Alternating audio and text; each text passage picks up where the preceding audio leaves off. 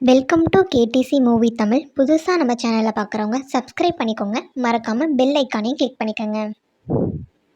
இன்றைக்கி நாம் ஏற்கனவே பார்த்துட்டு இருந்த மிஸ்ட்ரி த்ரில்லர் சீரிஸோட 6வது எபிசோட் தான் பார்க்க போகிறோம். போன எபிசோடு இது வரைக்கும் பார்த்துருந்துருப்போம் அப்படின்னா, சேனாவோட வீட்டுக்கு டோராக்கா பார்க்குறதுக்காக ஹைரி வந்திருப்பாங்க. தான் கூட வா அப்படின்ற மாதிரி சொல்லி டோராக்கா கூப்பிடும்போது டோராக்கு வந்து சேனாவோட கையை பிடிச்சிட்டு, இதுதான் என்னோடய வீடு, நான் இங்கே தான் இருக்க போகிறேன் அப்படின்ற மாதிரி சொல்லியிருந்திருப்பான். அது வரைக்கும் தான் பார்த்துருந்துருப்போம். அதுக்கு முன்னாடி என்ன நடந்துச்சு அப்படின்றத இந்த எபிசோடில் காட்டுறாங்க. சேனாவோட வீட்டுக்கு ஹைரி டோராக்கா பார்க்க வந்ததும் டோராக்கும் ஹைரியும் போய் தனியாக பேசுவாங்க. அப்போ ஹைரி வந்து டோரா கிட்ட கேட்பாங்க, உனக்கு வீட்டில் தங்குறதுக்கு இடம் இல்லை அப்படின்னா என்கிட்ட வந்திருக்க வேண்டியதானே, எனக்குன்னு வீடு இருக்குல்ல, எதுக்கு வந்து அடுத்தவங்க வீட்டில் நான் தங்குறேன் அப்படின்ற மாதிரி கேட்கும்போது, உனக்கு எனக்கு வந்து எந்த ரிலேஷன்ஷிப்பும் இல்லைல்ல, எதுக்கு தேவையில்லாமல் உங்ககிட்ட வந்து டிஸ்டர்ப் பண்ணிட்டு இருந்தா அப்படின்ற மாதிரி சொல்லிட்டு இருப்பான்.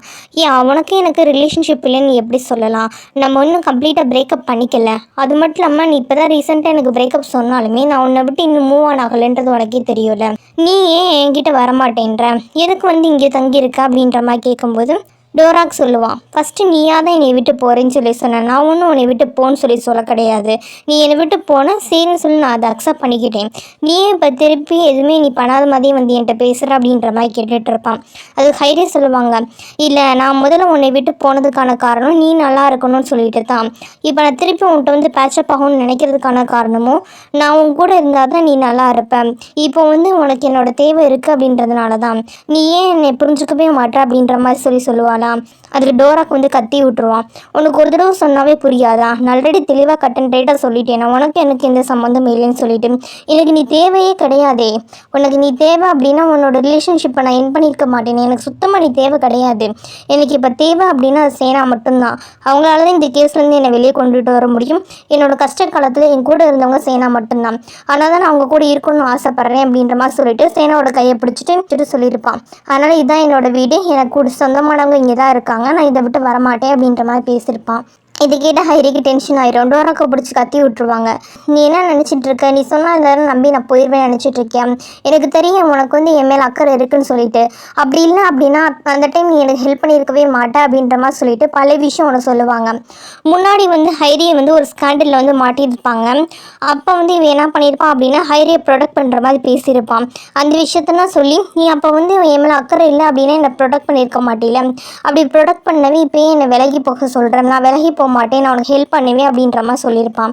அதுக்கு டோராக்கு என்ன சொல்லுவான் அப்படின்னா, நீ எனக்கு ஒரு நல்ல தெரிஞ்ச பொண்ணு, நீ எந்த விதத்துலையும் காயப்படக்கூடாது அப்படின்றதுக்காகவும் உன்னோட ரெப்புடேஷன் வந்து இதனால் போகக்கூடாது அப்படின்றதுக்காக மட்டும்தான் நான் இப்போ ஹெல்ப் பண்ணேனே தவிர மற்றபடி எந்த விதமான இன்டென்ஷனும் இல்லை, ஃபஸ்ட்டு நீ என்னை விட்டு போகணும் முடிவு பண்ணது நீ தான், நானாக உன்னை போன்னு சொல்ல கிடையாதுல்ல, நீ ஏன் போன இப்போ திருப்பி வந்து நீ ஏன் ஜாயின் பண்ணிக்கணும்னு சொல்கிறதுக்கு நான் அலோவ் பண்ண முடியாது, எனக்கு நீ வேணான்னா வேணான்னு தான், என்கிட்டேருந்து கிளம்பி போ அப்படின்ற மாதிரி சொல்லுவான். ஹைரிக்கு ரொம்ப டென்ஷன் ஆகிடும், பிடிச்சி திட்டி விட்டுருவாங்க, நான் இப்போ இந்த நிலைமையில் இருக்கேன், இந்த மாதிரி மாற்றி முழிக்கிறேன் அப்படின்னா அது எல்லாத்துக்குமே காரணம் நீ தான்டா, நான் உன்னை விட்டு எதுக்காக போனேன், நீ மட்டும் நம்ம 2 பேரோட ரிலேஷன்ஷிப்பை பப்ளிக்காக அனௌன்ஸ் பண்ணியிருந்த அப்படின்னா நம்ம இன்னும் பப்ளிக்காக லவ் பண்ணியிருந்துருக்கலாம்ல, நீ வந்து அதை பண்ண மாட்டேன்னு சொல்லிட்டீல, உன்னோட கம்பெனி சொன்னாங்க உன் ஃபேன்ஸ் காயப்படுவாங்கன்னு சொல்லிட்டு நம்ம 2 பேரும் காதலிக்கும் போது அதை வெளியில் சொல்ல மாட்டேன்னு சொல்லி மறந்துட்டேன், நம்ம காதலிக்கிறோம்னு சொல்லி வந்த ரூமர் வந்து பொய்ன்னு சொல்லிட்டேன், அப்படி மட்டும் நீ அந்த டைம் சொல்லாமல் இருந்திருந்த அப்படின்னா இன்னும் நம்ம 2 பேரும் சேர்ந்து இருந்திருப்போம்ல, நீ தான் ஃபஸ்ட்டு நம்மளோட ரிலேஷன்ஷிப்பை உடைச்சேன், இப்போ வந்து நான் உடைச்ச மாதிரியே பேசிகிட்டு இருக்கேன், இதுக்கு மேற்பட்டு எனக்கு உன்கிட்ட பேசணும் டென்ஷன் ஆகுது அப்படின்ற மாதிரி சொல்லிட்டு டோரா கிட்ட பேசாமல் சேனா கிட்ட வந்து உன்கிட்ட தனியாக பேசணும்னு கூப்பிட்டு போவாங்க.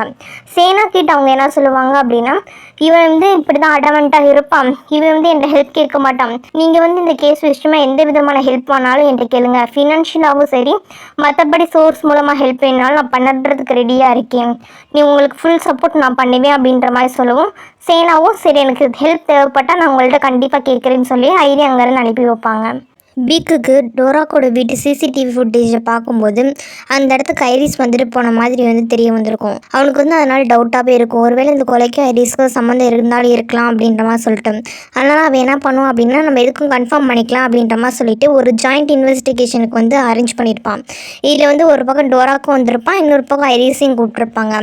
இந்த விஷயத்த சேனா கிட்ட இன்ஃபார்ம் பண்ணுவோம், சேனா வந்து முன்னாடி டோரா கிட்ட இன்ஃபார்ம் பண்ணிடுவாங்க, இந்த மாதிரி ஜாயிண்ட் இன்வெஸ்டிகேஷன் வைக்க போகிறாங்க, அங்கே போனேன் அப்படின்னா உன்னோட ஜூனியர் ஐரிஸ் உன்னை ப்ரொவோக் பண்ணுற மாதிரி தான் பேசுவான். ஆனால் நீ ப்ரொவோக் ஆகாமல் நார்மலாக இருக்கிறதுக்கு ட்ரை பண்ணு, எந்த விதமாக டென்ஷனும் ஆயிடாத, எந்த பிரச்சனையும் பண்ணாத அப்படின்ற மாதிரி சொல்லிட்டு தான் இன்ட்ராகேஷன் கூட்டிகிட்டு போவாங்க. இன்ட்ராகேஷன் ஆரம்பிக்குது, எல்லாட்டையும் கொஸ்டின் கேட்டுட்டு இருப்பாங்களா. ஆனால் அங்கே போனோம் ஐரிஸ் என்ன பண்ணுவோம் அப்படின்னா அவனை ப்ரொவோக் பண்ணுற மாதிரியே பேசுவோம். இவங்க 2 பேரும் என்ன பண்ணுவாங்க அப்படின்னு அடிச்சுக்க ஆரம்பிச்சிருவாங்க ஸ்டேஷனில். அப்புறம் சேனா தான் கம்ஃபோர்ட் பண்ணி உட்கார வைப்பாங்க. அப்புறம் அக்யூஸ் பண்ணும்போது விசாரிக்கிற போது என் ஐரிஸ் என்ன சொல்லுவான் அப்படின்னா, நான் வந்து அன்றைக்கி வந்து அங்கே போனேன் தான். எதுக்காக போனேன் அப்படின்னா கான்ட்ராக்ட் விஷயமாக வந்து குவான் சீனியரை பார்க்குறதுக்காக போனேன், மற்றபடி எதுக்குமே இல்லை. அப்போனா நல்லா தான் இருந்தார். எனக்கு தெரிஞ்சு டோராக் தான் கொலை பண்ணுறதுக்கு காரணமாக இருந்திருப்பான் அப்படின்ற மாதிரி சொல்லுவாங்க. ஏன் நீங்கள் அவர் அக்யூஸ் பண்ணுறீங்கன்னு சொல்லி கேட்கும்போது, ஏன்னா டோராக் வந்து எங்களோட டீமை விட்டு விலகி அடுத்த டீமில் வந்து ஜாயின் பண்ணுற மாதிரி வந்து பிளான் பண்ணியிருந்தாங்க, வேறு ஒரு ஏஜென்சிக்கு சைன் பண்ணிட்டாங்க அப்படின்ற மாதிரி சொல்லுவாங்க. இதை கேட்டு டோராக் டென்ஷன் ஆகி நான் அந்த மாதிரி எந்த இதுவுமே பண்ண கிடையாது, அவன் போய் சொல்கிறான் அப்படின்ற மாதிரி சொல்லுவானா. இல்லை அதுக்கான எவிடன்ஸ் எல்லாம் எங்ககிட்ட இருக்குது. குவான் சிங்கர் அதனால தான் டென்ஷன் ஆகி அவர்கிட்ட என்ன ஏதுன்னு கேட்குறதுக்காக போனாங்க. அப்படி வந்து அவங்க கேட்க போனதில் 2 பேருக்குள்ள வாக்குவாதம் ஏற்பட்டு சண்டையில் தான் அவர் இறந்து போயிட்டாரு அப்படின்ற மாதிரி சொல்லி ஐரிஸ் வந்து சொல்லிட்டு இருப்பான். டோராக் வந்து சொல்லுவான், நான் எந்த விதமான அடுத்த ஏஜென்சிலே சைன் பண்ணவே இல்லையே, எனக்கு எந்த விதமான சைன் பண்ண ஞாபகம் இல்லை, இவன் போய் சொல்லிட்டு இருக்கான், நான் என்னோட ஏஜென்சியில் மட்டும்தான் ஒர்க் பண்ணுறேன், வேற எங்கேயும் ஒர்க் பண்ணல அப்படின்ற மாதிரி சொல்லிட்டு இருக்கும்போது ஐரிஸ் என்ன பண்ணோம் அப்படின்னா, நீங்கள் வேணால் அவனோட அம்மாவோட அக்கௌண்ட்டெல்லாம் செக் பண்ணி பாருங்க அப்படின்ற மாதிரி சொல்லுவாங்க. அதே மாதிரி டோராக்கோட அம்மாவோட பேங்க் அக்கௌண்ட்டெல்லாம் செக் பண்ணி பார்க்கும்போது அதில் வந்து நிறைய அமௌண்ட் வந்து ட்ரான்ஸ்ஃபர் ஆகிருக்க தெரிய வந்திருக்கும்.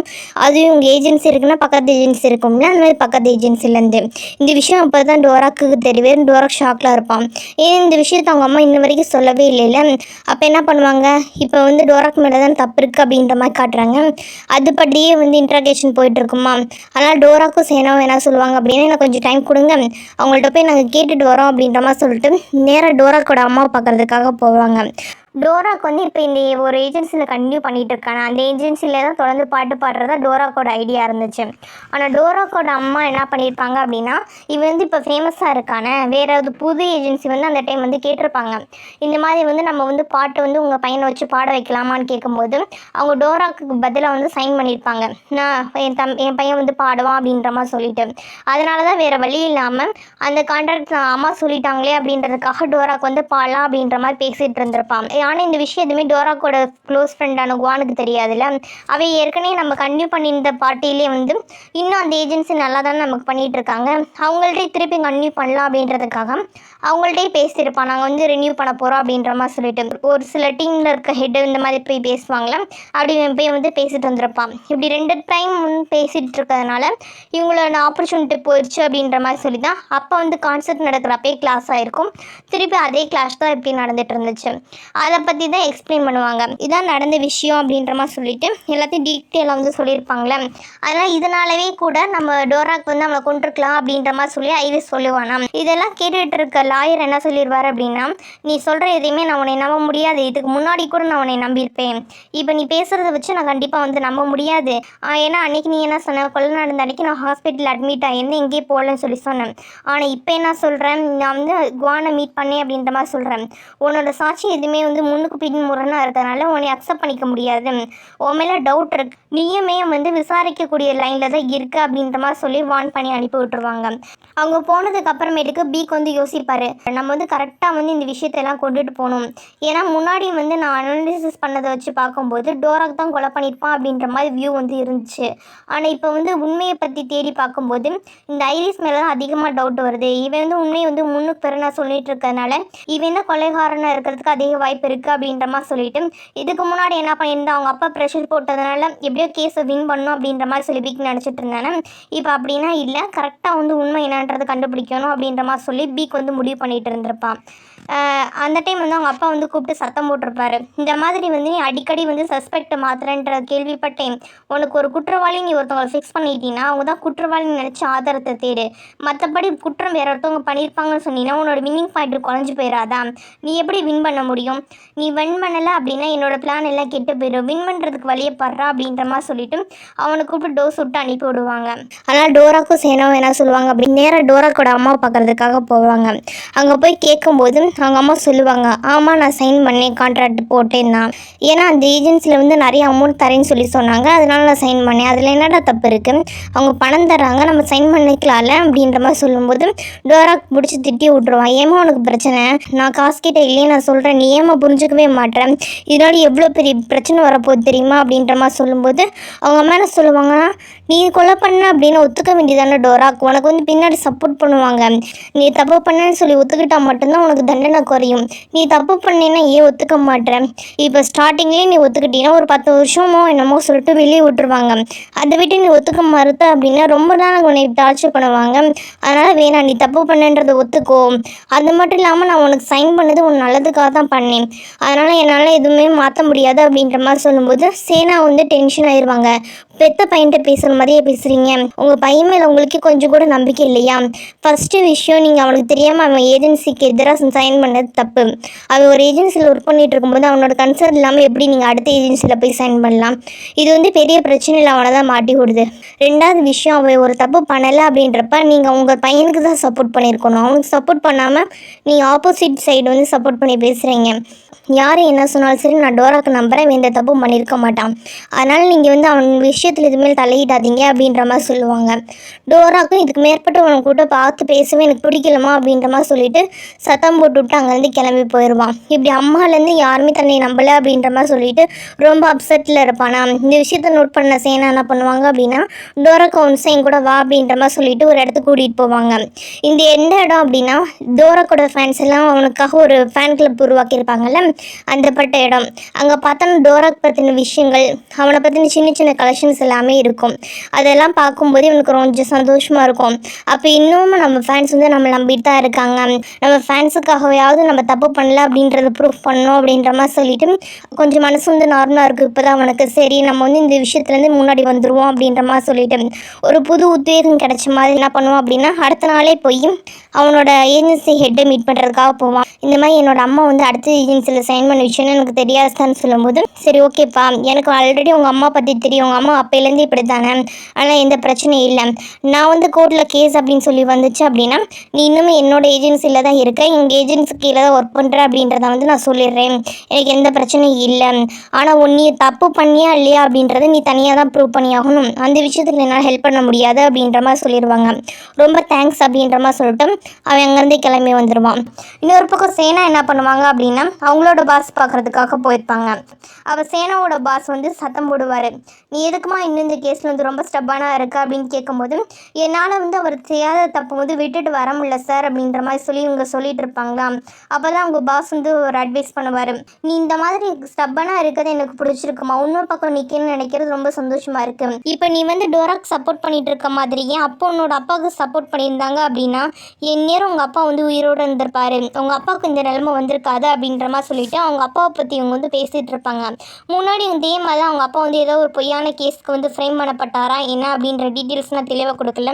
அந்த விஷயத்த சொல்லி உங்கள் அப்பாவோட கேஸில் வந்து இன்னும் ஒன்றை மாதிரி ஒரு லாயர் வந்து இல்லாமல் போயிட்டாங்க, அப்படி இருந்து தான் உங்கள் அப்பாவுக்கும் இந்த மாதிரி ஆயிருந்திருக்காது அப்படின்ற மாதிரி சொல்லிட்டு பழைய விஷயங்களை பற்றி பேசிகிட்டு இருப்பாங்க. அப்படி பேசிகிட்டு இருக்கும்போது நீ பார்த்து கேர்ஃபுல்லாக இருமா, உனக்கு வந்து உங்கள் அப்பாவை தான் பிடிக்கும்னு எனக்கு தெரியும் அப்படின்ற மாதிரி சொல்லிட்டு அவங்க அப்பா பற்றின விஷயங்கள் எல்லாத்தையுமே என்ன பண்ணுவாங்க அப்படின்னா சொல்லிட்டு சேனா வந்து கன்சல்ட் பண்ணிகிட்டு இருப்பாங்க. நீ எதுக்கும் ஃபீல் பண்ணாத, நீ கரெக்டான டெசிஷன் தான் எடுத்திருக்க, உன்னோட முடிவில் தெளிவாக இரு அப்படின்ற மாதிரி சொல்லி பாஸ் அங்கேருந்து அனுப்பி வைப்பாங்க. இன்னொரு பக்கம் டோராக்கு என்ன பண்ணியிருப்பான் அப்படின்னா, சேனாக்கு வந்து என்னென்ன பிடிக்கும் அப்படின்ற விஷயங்கள் எல்லாத்தையும் வந்து தெரிஞ்சு அவங்களுக்கு கொஞ்சம் சர்ப்ரைஸ் பண்ணலாம் அப்படின்ற மாதிரி சொல்லி பிளான் பண்ணியிருப்பான். ஏன்னா தனக்கு வந்து சேனா வந்து கம்ப்ளீட்டாக வந்து ட்ரெஸ் பண்ணுறாள், அதனால குவான் மாதிரி தனக்கு வந்து ஒரு பெஸ்ட் ஃப்ரெண்டாக இருக்கா அப்படின்றனால அவனுக்கு பிடிச்சது ஏதாவது சொல்லி சந்தோஷப்படுத்தணும் அப்படின்ற மாதிரி பார்த்துட்டு இருப்பான். சரின்னு சொல்லிட்டு டோராக்கு என்ன பண்ணுவான் அப்படின்னா, இவன் வந்து ரொம்ப அப்செட்டாகவே இருக்காளே, இவளுக்கு வந்து ஏதாவது ஒரு விஷயம் நம்ம பண்ணி ஆகணும், இவளை என்கரேஜ் பண்ணுற மாதிரி பண்ணணும்னு சொல்லிட்டு அவளுக்கு என்ன பிடிக்கும் அப்படின்ற மாதிரி சொல்லி யோசிப்பான். அப்போ தான் வந்து அவங்க ஆஃபீஸில் வந்து அவங்க சார்கிட்ட பேசும்போது வந்து இவளோட அப்பா வந்து பியானோ வந்து சூப்பராக வாசிச்சு காட்டுவார், அந்த மியூசிக் வந்து பிடிக்கும் அப்படின்ற மாதிரி சொல்லியிருப்பான். அப்போ சேனாக்கு மியூசிக் பிடிக்குமா அப்படின்ற மாதிரி சொல்லிட்டு இவனும் என்ன பண்ணுவான் அப்படின்னா, சேனா கூப்பிட்டு போய் ஒரு இடத்துல வந்து பியானோ ப்ளே பண்ணி காட்டிட்டு அதோடு சேர்ந்து பாட்டும் பாடுவான்.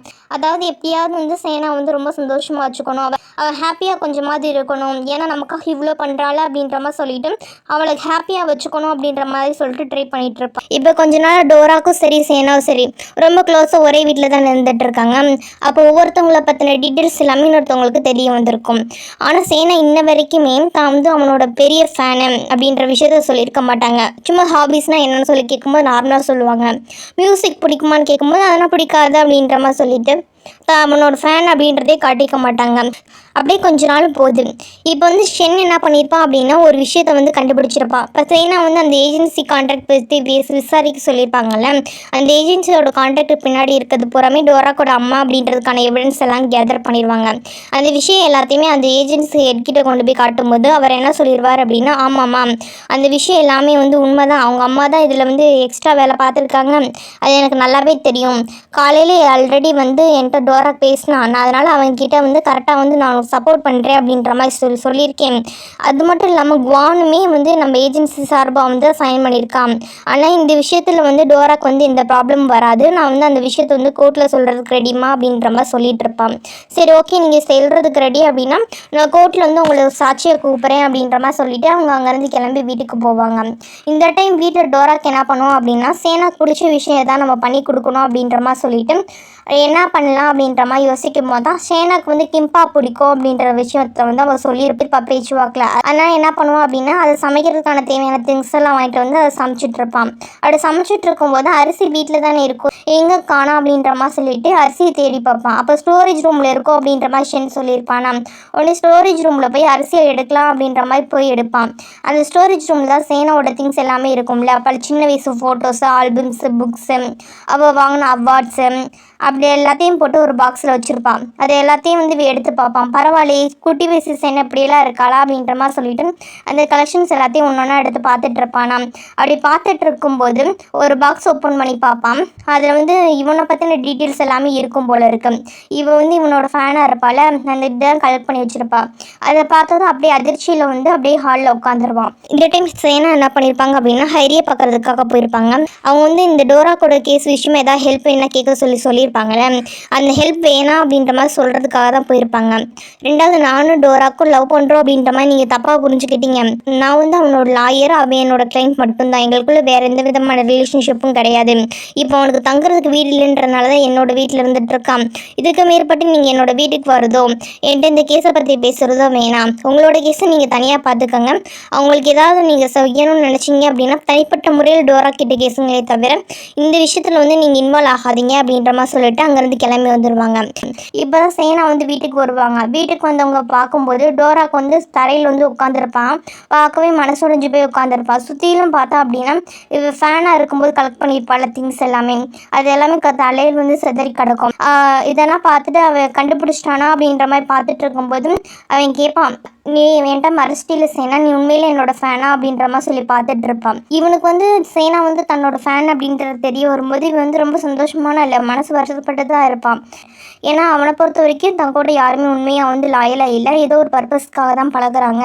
அப்போ வந்து சேனாவும் தன்னோட ஃபேன் அப்படின்றத மறைச்சிட்டான் அப்படின்ற மாதிரி சொல்லிட்டு ரொம்ப ஃபீல் பண்ணிகிட்டு இருப்பான். ஏன்னா இதுக்கு முன்னாடி கிரேசி ஃபேன்ஸ் எல்லாமே இவனை வந்து எந்த அளவுக்கு பாடாப்படுத்தியிருக்காங்க, இவ கொல்ல கூட ட்ரை பண்ணாங்கல்ல, அதனால் வந்து இவனால் நம்ப முடியல. ஒரு மாதிரி மனசுடைஞ்சு போய் வந்து சேனாவை பார்த்துட்டு இருப்பான். சேனாக்கு என்ன பண்ணுறதுனே தெரியல, அவங்களும் பார்த்துட்டு இருப்பாங்க. இப்போ வந்து சேனா வந்து தன்னோட ஃபேன் அப்படின்றது வந்து டோராக்கு வந்து தெரிஞ்சு போச்சு. ஏன் அதை மறைச்ச அப்படின்ற விஷயத்த சேனா கிட்டேயும் கேட்டான். அடுத்து என்ன நடக்க போகுது, இவ வந்து தன்னோட ஃபேனு தெரிஞ்சதுக்கு அப்புறமேட்டுக்கும் இவளை லாயரை கண்டினியூ பண்ண அவன் அலோவ் பண்ணுவானா, இல்லை அடுத்த கதை எப்படி போகுன்றத அடுத்த எபிசோடுகளில் வந்து பார்க்கலாம். நான் எக்ஸ்பிளைன் பண்ணது உங்களுக்கு பிடிச்சிருந்துச்சு அப்படின்னா மறக்காமல் சப்ஸ்கிரைப் பண்ணுங்கள், லைக் பண்ணுங்கள், ஷேர் பண்ணுங்கள், கமெண்ட் பண்ணுங்கள். தேங்க்யூ ஃபார் வாட்சிங்.